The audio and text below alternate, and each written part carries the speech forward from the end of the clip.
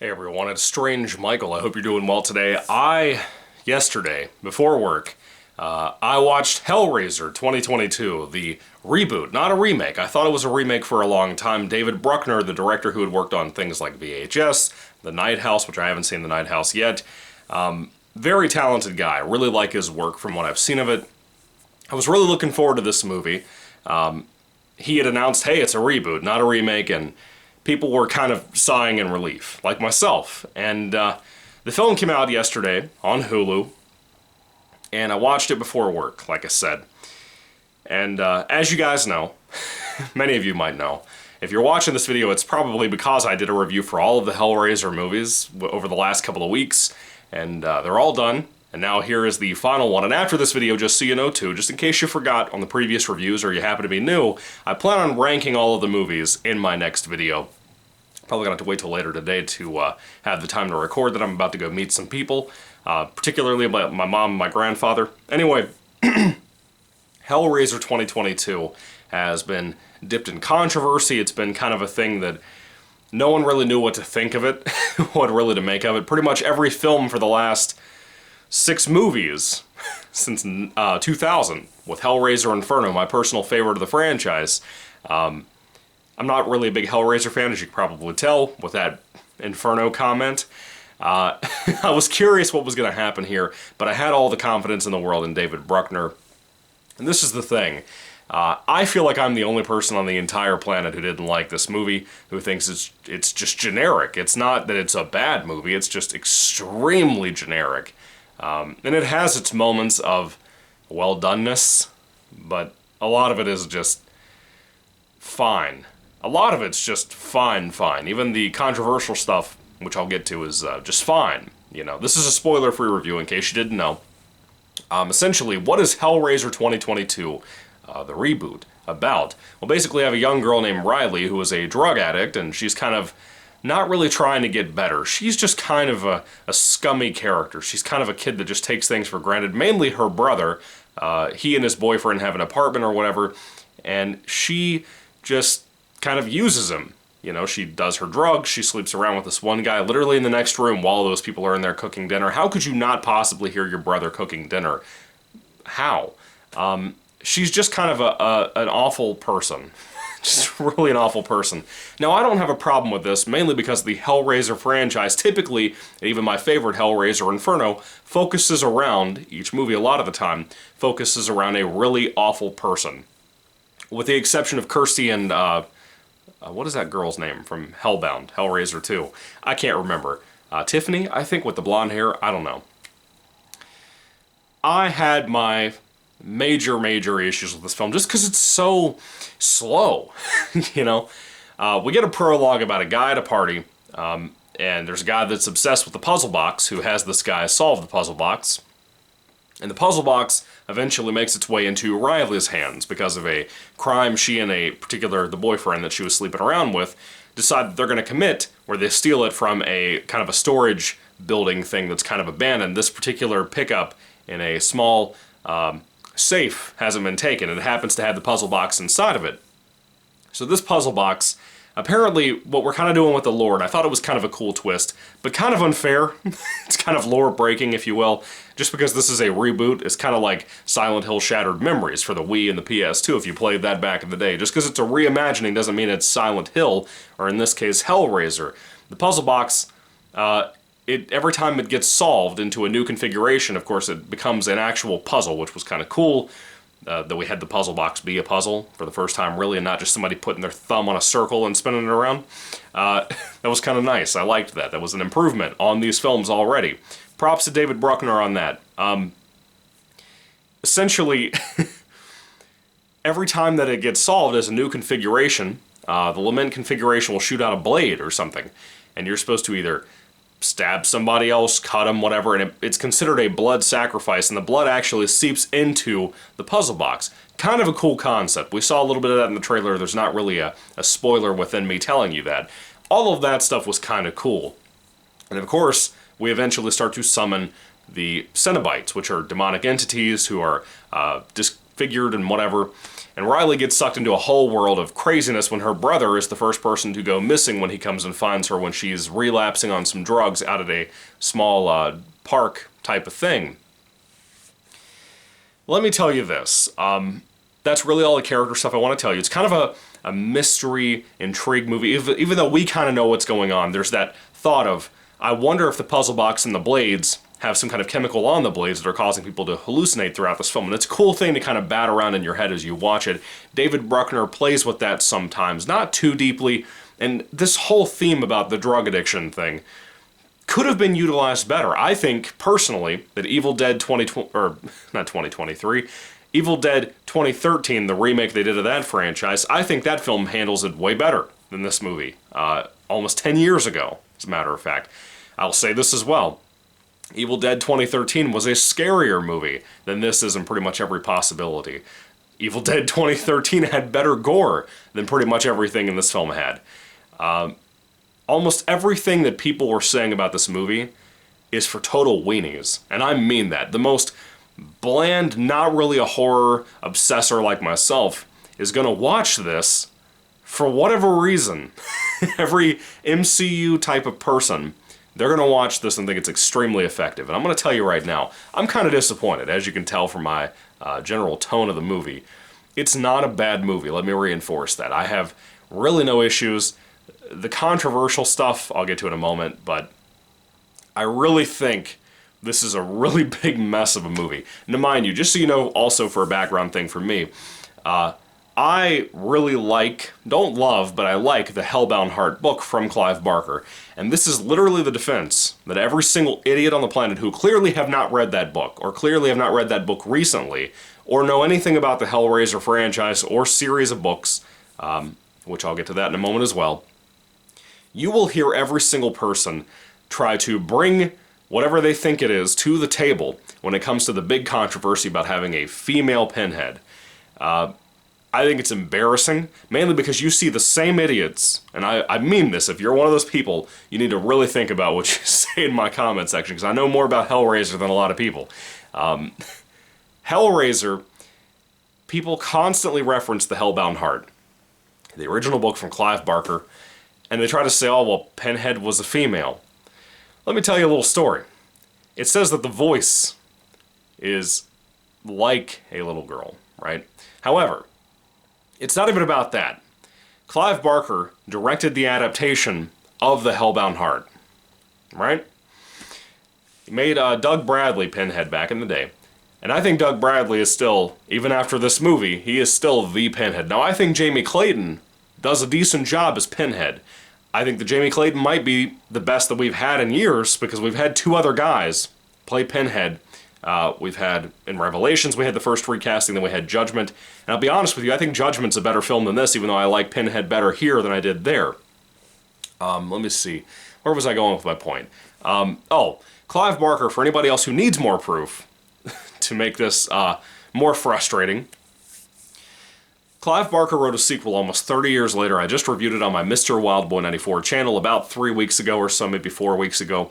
In The Scarlet Gospels, the one, pretty much the only sequel, aside from a short story that Clive also worked on with another guy, called The Toll, or Hellraiser The Toll. In The Scarlet Gospels, it's very clear, referenced over and over again, that the Hell Priest, which is Pinhead, that is his name, not Pinhead, the Hell Priest is a dude. I don't care what anybody says, I will argue that till the day I die, and people will do everything they can to argue and defend that nonsense, and it just proves my point. If you want a great example of hearing every idiot on the planet pull the new, it's not Frankenstein, it's Frankenstein's monster, you're going to hear this for the rest of your life about every moron talking about this movie. I have seen it in every single review that I have watched about this film, everything I've read about this film, that's all I've heard. Shut up. You don't know what you're talking about. Stop copying and pasting everything you read online. It's so obnoxious. With all that being said, Jamie Clayton does a fine job. I don't hate it. I don't. I think it's fine. I think that my big issue comes in with the look of some of the Cenobites. To me, they're kind of misused in the movie a little bit. I think the Chatterer, which we saw in the trailer, is really great. There's one particular Cenobite that involves a face. I don't know what to call it. I really, really like that. One's probably like my favorite of the film. There's one other one that has a particular highlight moment in the film with arms, and I thought that was really cool. We have some different ones. I don't want to tell you too many of them, but there's some decent ones in this movie. Let me be honest with you. And I don't think Jamie Clayton's the best Pinhead in the movie. I think Doug Bradley's better, of course, but I think in this film itself, I think Jamie Clayton is kind of, in my opinion, compared to the one with the face, that I don't want to tell you too much about. In case you haven't seen it, don't spoil that for yourself. It's a really cool new Cenobite we haven't seen before. That one's better than Pinhead, in my opinion. There's one that I call the Emphysema Monster, which I love deeply. I love deeply. The emphysema monster is a scary thing. The film is not scary. Let me be very, very clear. It's not scary. And to be truthful, if you haven't seen the film yet, I'm going to tell you out front. Every clown in every article I've seen at my work computer when I was seeing reviews pop up on Thursday night, every clown, for whatever reason, that knows nothing about horror, who doesn't watch really any of the big franchises these days, are claiming that this movie is gory. Now, this movie has blood sacrifice, it has this, it has that. You know when I made that comment about Evil Dead 2013? About it being way gorier than this? Well, I mean that. Let's talk about even more limitations. Some of the Halloween sequels, like Halloween Kills, Halloween 2018, Rob Zombie's Halloween and Halloween 2. Those things are gorier than this movie. I'll stand by that till the day I die. The Saw franchise is gorier than this film. If you think you're getting worse than that for this new movie, I hate to tell you, you're not. You're not. You might as well accept it and just be ready to lower your expectations just a slight bit. David Bruckner's directing is fine. I think it's probably the weakest directing I've seen from him, as a matter of fact. As much as he was involved and passionate about this project, there is some cool stuff, and I do want to say this too, there's some really great stuff involving the sets. You might have a really long hallway that is clearly in-camera set design happening here and there, lights being fixtured around and whatever to try to do some cool atmospheric stuff. But with all that being said, there's not really much atmosphere to the film. The film being 2 hours long doesn't feel like it breathes. But at the same time, it's too slow and boring. I think it's kind of a shame. It's not like something as bad as something like Deader. It's not as bad as Hellworld or Revelations.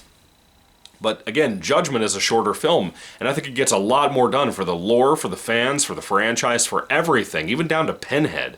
And again, lore about heaven and hell in that movie. Judgment got a lot of things right, and I really liked it if you guys saw my review for that. This movie gets a lot wrong. I know it's a reboot, but the previous film was like 5 years ago in 2018, Judgment.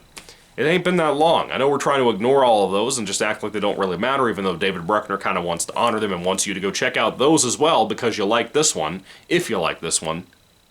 But there's a reason this is sitting around a 6.3-ish out of 10 on IMDb. It's a weak movie. It's a really weak movie. It's not because of review bombing or anything like that. It's mildly entertaining.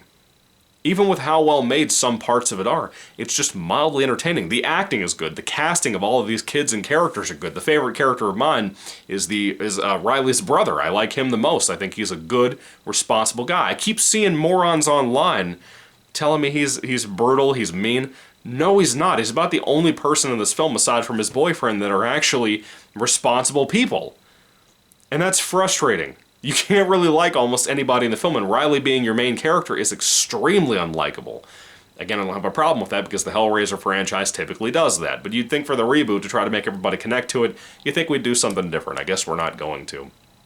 I'm so curious if we'll get a sequel to this movie involving David Bruckner, and how this new TV series is going to go. That's coming out connected to this as well. That's going to be immensely interesting. I think each season should be a standalone American Horror Story type of thing, in my opinion. Anyway, the writing of the film is not very strong.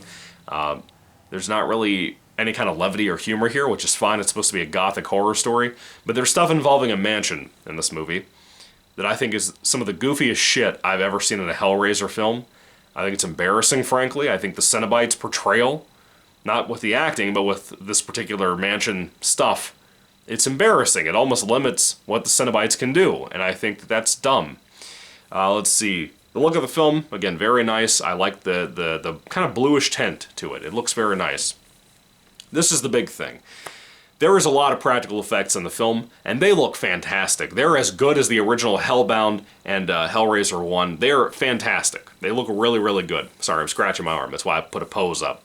The CGI stuff, though, especially in the final scene of the film, is absolutely embarrassing. It looks like trash. Every time that you have CGI blood, or you have this, or you have that, it looks like trash.